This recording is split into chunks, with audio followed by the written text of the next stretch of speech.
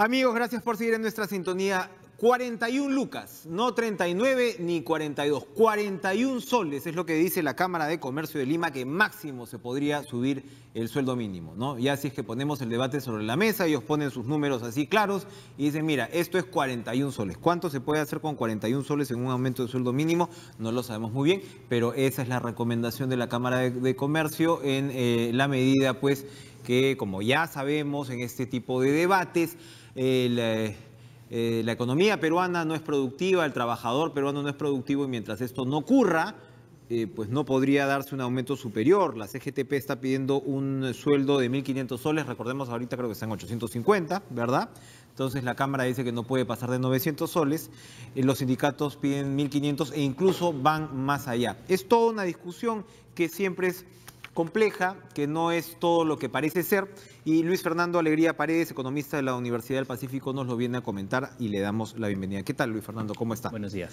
Bueno, su opinión sobre esta propuesta de la Cámara de Comercio, o esta advertencia, mejor dicho, de la Cámara de Comercio. Bueno, aquí hay que distinguir el tema técnico del tema, digamos, coyuntural. Técnicamente, para justificar el incremento de un salario mínimo, tiene básicamente dos cosas que hay que cumplirse. Uno es que el alza de precios al consumidor justifique que se eleve el sueldo mínimo, porque si mantenemos el salario en cierto nivel de soles y los precios suben, entonces esos soles van perdiendo poder de compra, ¿no? Lo segundo es que mientras los trabajadores se vayan haciendo cada vez más productivos, naturalmente es conveniente pagarles un poco más, ¿cierto? Entonces, con esos dos criterios, la Cámara de Comercio recomienda elevar el salario mínimo en 40 soles aproximadamente. Si uno revisa los números de inflación, si uno revisa los números de productividad, desde el mayo del 2016, que fue la última vez que se subió el salario mínimo, efectivamente debería salir una subida de salario mínimo más o menos hacia 900 soles. ¿Cuánta gente del Perú gana el salario mínimo? Con una economía como el informal, porque claro, quienes se oponen a discutir el salario mínimo, por lo general, el argumento tiene que ver con que primero que es un debate fantasioso en la medida que es un porcentaje muy bajo de trabajadores que gana el salario mínimo, pero al mismo tiempo, al aumentar el salario mínimo, se distorsiona, digamos, la verdadera capacidad del mercado para responder ante lo que tiene enfrente, ante la productividad que tiene enfrente. Entonces es como una suerte de doble vara que a veces uno no entiende muy bien. Porque uno dice, si tan poca gente gana el salario mínimo en Perú, ¿por qué les molesta, en todo caso, que suba un poquito? ¿No? O sea, hay una discusión ahí que no se cierra del todo. Pero cuando hablamos de un país tan informal como el del Perú, ¿hay un cálculo de cuánta gente está inscrita más o menos en el rango del salario mínimo? Más o menos, se han hecho algunas estimaciones en base a la Encuesta Nacional de Hogares, que es, digamos, la mejor fuente de información a nivel muy micro que tenemos. Y bueno, ese es un cálculo del Instituto Peruano de Economía. Aproximadamente 1,9% de los trabajadores en el país está en la órbita del salario mínimo. Que es una PA de... Es más o menos, te sale 250.000 personas aproximadamente. ¿Ya? Es el número más redondo que tenemos. Y ¿son los que ganan menos o hay gente que gana menos del salario mínimo? Hay gente que formalmente gana menos del salario mínimo, sí. Hay gente que gana un poquito más, pero está en la órbita de quienes serían afectados, sí. El tema es que habría que ver cómo esa subida de salario mínimo puede hacer que algunas personas pierdan su empleo formal. ¿Por qué? Y tengan que pasar la informalidad. ¿Por qué perderían su empleo? Lo que sucede si ya es tan bajito el salario mínimo. Lo que pasa es que cuando uno decide contratar, cuando uno es una empresa que quiere contratar a un trabajador, tiene que mirar cuánto es que ese trabajador aporta a la empresa, ¿cierto? Entonces, si un trabajador produce, digamos, 850 soles en bienes que se venden, ¿no? Y genera ingresos por esos 850, yo le pago el salario mínimo, entonces estoy perfecto, en el punto de equilibrio. No gano ni pierdo contratando a ese trabajador. Imagínate que el salario mínimo se sube a 900 soles. Ese trabajador que sigue produciendo un valor de 850 para la compañía va a dejar de ser rentable. Entonces la empresa va a decir, lo siento, hasta aquí nomás. Entonces, ese es lo que hay que tener cuidado, porque en balance lo que suele suceder es que el aumento del salario mínimo trae más pérdida de empleo que ganancias de empleo. Esta cifra aproximada de 250.000, de 2%, 1,9% de la PA, ¿es dentro de los formales? Es dentro de los formales, correcto. Bueno, ese es el universo de toda la PEA, 1,9% de toda la población ocupada. Ok, pero los 250.000 dentro del sector formal, porque Sí, cuando hablamos de sí, PEA hablamos de dentro del formal e sector informal, correcto, ¿verdad? son todos formales. Son todos formales. Esto quiere decir que debe haber un porcentaje bastante mayor que gana alrededor dentro del sector informal, me refiero. En el sector informal, bueno, sí hay... Porque lo que pasa, Luis Fernando, con el salario mínimo es que, claro, si bien es un porcentaje muy bajo, sí se convierte en un referente el salario mínimo. Así yo esté en el sector informal, seguramente le voy a exigir a mi empleador que no me pague menos de esos 900 soles y se diera el incremento. O sea, tiene un efecto también fuera del sector formal, ¿o no es así? En realidad, yo diría O sea, que estos eso 200.000 deben ser varios cientos de miles más en realidad. Yo diría que eso es un poco limitado en la medida en que en el sector informal, como hay muchas personas queriendo trabajar, entonces es difícil que tengan poder de negociación. Recuerda que la idea del salario mínimo... Aceptas lo que venga. Claro, la idea del salario mínimo nace porque el supuesto fundamental es que las empresas tienen mucho más poder de negociación que los trabajadores, ¿cierto? Entonces, en ese contexto, se justifica la creación del salario mínimo para proteger de alguna manera a los trabajadores. Pero en una situación de informalidad donde las reglas, digamos, no cuentan, entonces se hace más difícil hacer valer ese Entonces, salario. usted sin duda me va a decir, claro, no hay que poner la carreta delante del caballo. El tema que tienes acá es de una informalidad rampante, ¿no? Que no deja que la economía, entre otras cosas, sea más productiva. Y bueno, ahí es donde deberíamos concentrar nuestros esfuerzos. Pero evidentemente algo ocurre que cada vez que se utiliza el argumento, si quieres político, del salario mínimo, pues mueve, ¿no? Mueve, o sea, es un factor de discusión, pues, que genera, pues, no solamente controversia, sino expectativa también dentro de buena parte de los pobladores. El hecho es que aquí se había entrado con una expectativa de formalización que no se ha dado hasta ahora.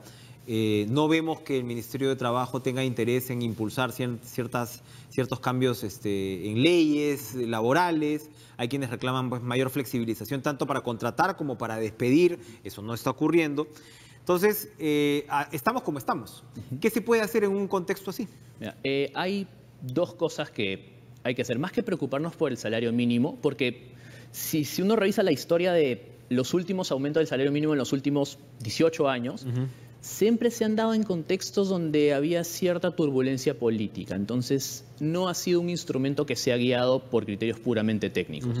Ahora, lo que sí es interesante es que más allá de la discusión del salario mínimo, la preocupación tiene que ser con cómo hacemos para que la economía crezca a un ritmo más alto. La economía del año pasado creció 2,5%. Eso está lejos de nuestro crecimiento potencial, lo que podríamos crecer como país, y eso es una tasa que no nos permite absorber a toda la fuerza laboral, a toda la gente que se inserta a la fuerza laboral en un año. Entonces, más allá de pensar en salarios mínimos, habría que pensar en cómo aceleramos esa economía hacia su crecimiento potencial, porque el tema no es si subimos el salario mínimo o no, es una medida que afecta a muy poca gente dentro de la masa de trabajo. O sea, ¿hace más daño de lo que beneficia? En este contexto, sí. En este contexto podría ser más perjudicial de lo que beneficia. Es un número reducido de trabajadores que se beneficia y un número un poco mayor, pero sigue siendo reducido respecto a toda la fuerza laboral que se beneficiaría.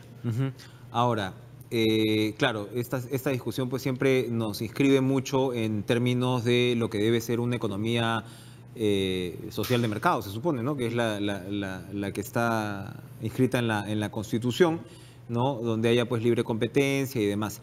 Pero por el otro lado, muchas veces nos centramos en esa discusión y tenemos una economía hiperconcentrada, ¿no? Lo que ha pasado con el tema de las farmacias ahora mismo. Hay otro tipo de concentraciones también en tierras. Hay quienes dicen por qué los proyectos de irrigación que el Estado invierte en miles de millones tienen que ser finalmente para los grandes agroexportadores y no hay temas de... O sea, hay también todo un tema que no estamos viendo también de repente y que no cae en el mercantilismo que se supone, se critica desde el liberalismo económico, porque esta perspectiva técnica, entiendo, pues es una perspectiva, digamos, valga la redundancia, técnica liberal, o sea, en el sentido de, oye, no puedes mover los números a tu antojo porque es caer pues en una irresponsabilidad. Pero no es una economía mercantilista la peruana desde ese lado también, desde el lado de la concentración, desde el lado de... Hablamos mucho de uno, pero no hablamos tanto de lo otro, ¿no? En realidad, la economía peruana mercantilista no es en el sentido en que los resultados que se están dando en las industrias son consecuencia de las dinámicas del mercado.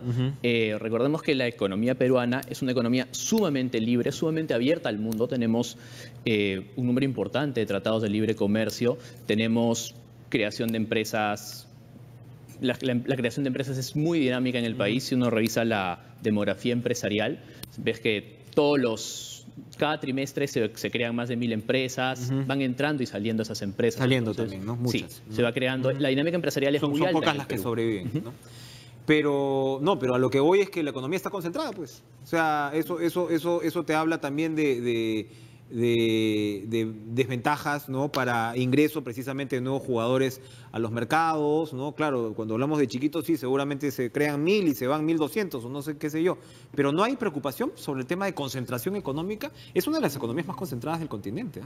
Lo que sucede es que los resultados los resultados que están pasando son resultados de mercado. La propia competencia, las empresas más grandes son las que suelen generar lo que en economía se llama economías de escala. Su tamaño les permite producir a costos más bajos y eso les permite ser mucho más competitivas. Entonces, eso es lo que vemos. Con sueldos bajos. Con sueldos bajos. No necesariamente, no necesariamente. En las industrias, los salarios más altos en promedio están en las empresas más grandes. Justo. ¿Cuál debería ser, para ir finalizando, cuál debería ser una agenda inmediata entonces? Porque finalmente, si lo que buscamos es que el trabajador peruano gane más, viva mejor, ¿no? No estamos hablando de otra cosa, ¿no? Finalmente.